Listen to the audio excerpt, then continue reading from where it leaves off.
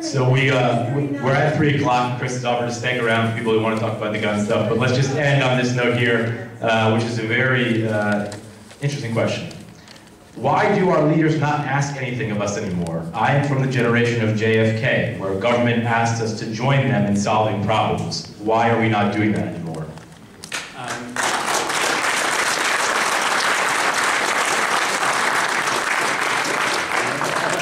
I think it's a great question to end on. Listen, we are still the greatest nation in the world. We are still the nation with the most powerful economy, with the most important and longest reach across the globe. We still have infinite potential as a nation to grow and be better.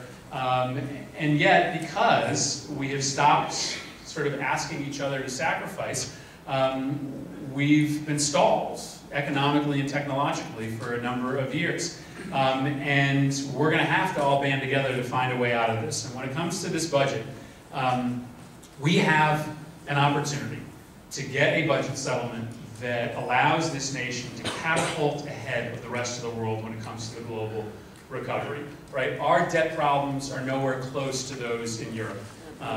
Europe is locked down in an aging demographic that will hold its economic growth down for a generation.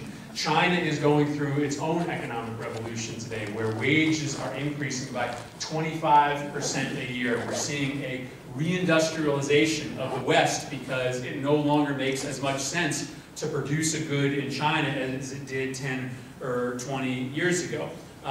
There's an opportunity for the United States to catapult ahead of Europe, and to catapult ahead of Asia if we get a handle on our budget, if we are able to say, let's sit down at a table and find a reasonable compromise between spending reductions and tax increases. Again, I think most people out there would probably agree with where I am, that it should probably be a 2-to-1 ratio of spending cuts to tax increases to try to take a significant $4 or $5 or $6 trillion whack at this deficit. If we do that, we will be a magnet for investment.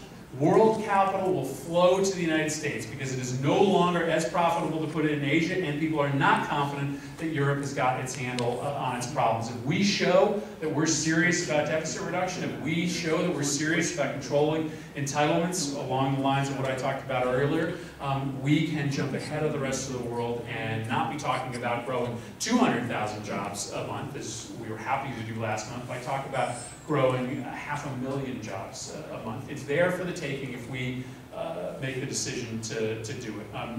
And listen, my mission over the next 6 years is, not to tell people what they want to hear. There is no way that I'm going to tell people that they're not going to see less from government in the time that I'm in the Senate, and perhaps have to pay a little bit more to draw down our deficit. Everybody's going to have to sacrifice. People are going to get a little bit less, and some people are going to have to pay a little bit more. But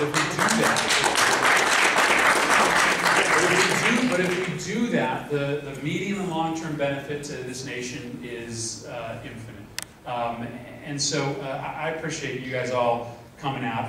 I will stick around a little bit longer afterwards. I'm going to continue to do this. I'm going to continue to